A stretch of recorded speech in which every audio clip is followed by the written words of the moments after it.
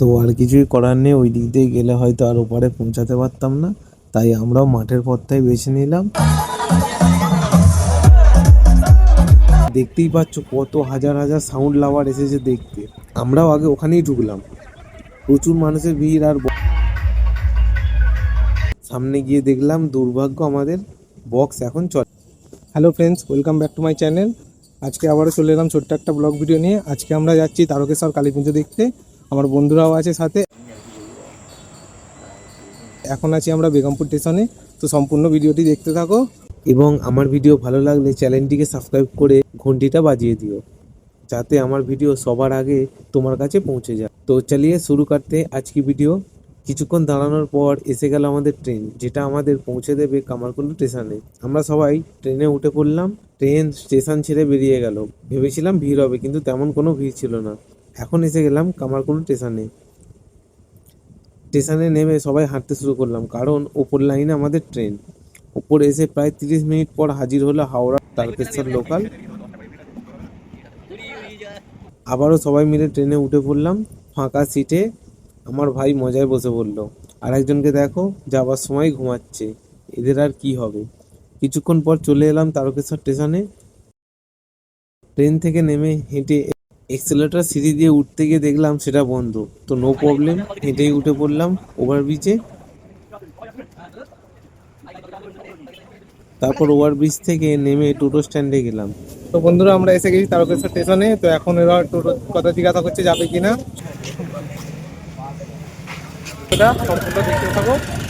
যাচ্ছি, কিছুক্ষণের মধ্যে পৌঁছে যাবো ওখানে। আমরা এখন হাঁটছি, টোটো পাইনি, টোটোর দিকে রাস্তা ফুল জাম আছে, তো এই জন্য আমাদেরকে বললো এই রাস্তা ধরে হাঁটতে। তো হাঁটছি এখন। তো আমার বন্ধুদের দেখতেই পাচ্ছ, শরীরে খুব এনার্জি আছে এখন আপাতত। তো আসার সময় দেখো সবাই ঝিমিয়ে যাবে। তো অনেকক্ষণ হাঁটার পর এদিক ওদিক করে ঠিক রাস্তায় হাঁটছিলাম। ভেবেছিলাম একটু রাস্তা, আবার জাম হচ্ছে, তাই টোটো আর নিলাম না। সবার এখন ফুল এনার্জি, তাই হেঁটেই যাবে। তারপর হেঁটে যেতে যেতে আমাদের যা অবস্থা হলো, মানে প্রায় 3 কিলোমিটার রাস্তা হেঁটে যাচ্ছি। যেতে যেতে বাবা মহাদেবের মন্দিরের দর্শন করলাম। হর হর মহাদেব। অবশেষে ফাইনালি আমরা পৌঁছে গেলাম। না, এখনো মন্দিরের কাছে যাইনি, যার জন্য আজকে এখানে এত ভিড়। সেই জায়গায় এলাম, মানে ডিজে অঙ্কিতের কাছে। তো তোমরা দেখতেই পাচ্ছ কত হাজার হাজার সাউন্ড লাভার এসেছে দেখতে। আমরাও আগে ওখানেই ঢুকলাম, প্রচুর মানুষের ভিড়। আর বক্সের সামনে সেই লাইটিং খুব সুন্দর লাগছিল। সামনে গিয়ে দেখলাম দুর্ভাগ্য আমাদের বক্স এখন চলেনি।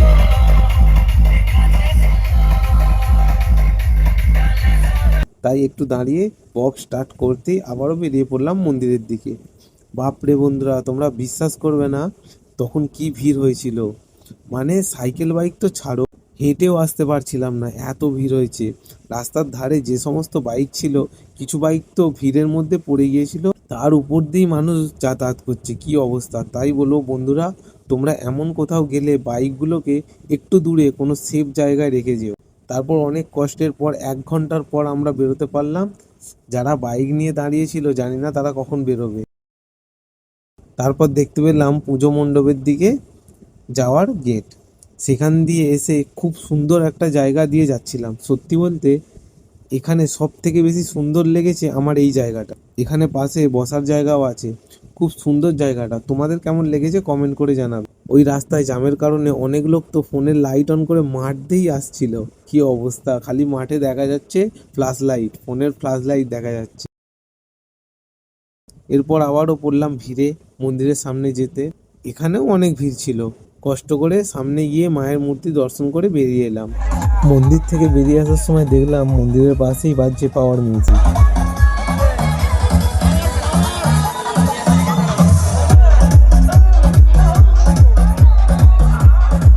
এসে রাস্তায় কিছুক্ষণ বসেছিলাম। সত্যি পায়ে খুব যন্ত্রণা হচ্ছিল, কারণ আজকে অনেকটা হেঁটেছিলাম। ওখানে বসে বসেই কয়েকজনকে জিজ্ঞাসা করলাম যে রাস্তাটা ক্লিয়ার হয়েছে কিনা।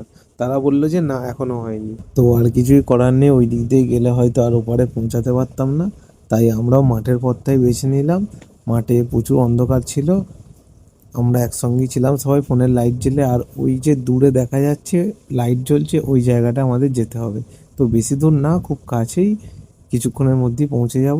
চলে এলাম মাঠ দিয়ে ডিজে অঙ্কিতের কাছে। তবে মাঠ দিয়ে আসার সময় একটা মজার জিনিস হয়েছে, সেটা তোমাদের আর দেখাতে পারলাম না। একটা ছোট্ট ডোবা টাইপের কিছু একটা ছিল, যেটা পার করতে আমার সব বন্ধুরা প্রায় একবার করে আছাড় খেয়েছে। না, আমি খাইনি, কারণ আমি একটু ঘুরে এসেছিলাম। তো যাই হোক, এসে গেলাম ডিজে অঙ্কিতের কাছে। তখন বাজে রাত প্রায় 2টো।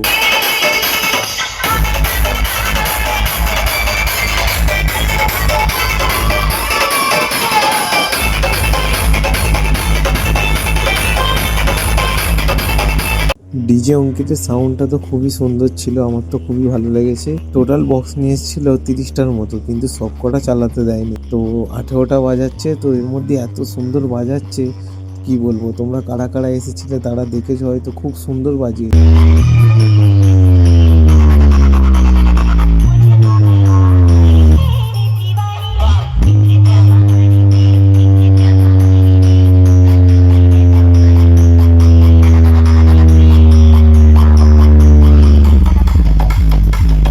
সেখানে কিছুক্ষণ থেকে আবার বাড়ি আসার জন্য বেরিয়ে পড়লাম। একটা টোটোয় উঠে বেরিয়ে পড়লাম স্টেশনে যাওয়ার জন্য।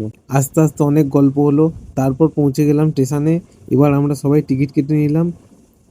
3:50-এ ট্রেন ছিল, ট্রেনটা দাঁড়িয়েই ছিল।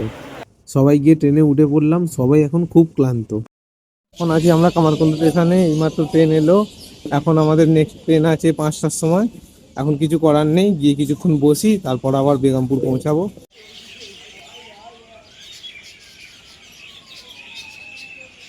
ট্রেন থেকে সকালের পরিবেশটা বেশ ভালোই লাগছিল, খুব সুন্দর একটা হাওয়া দিচ্ছিল।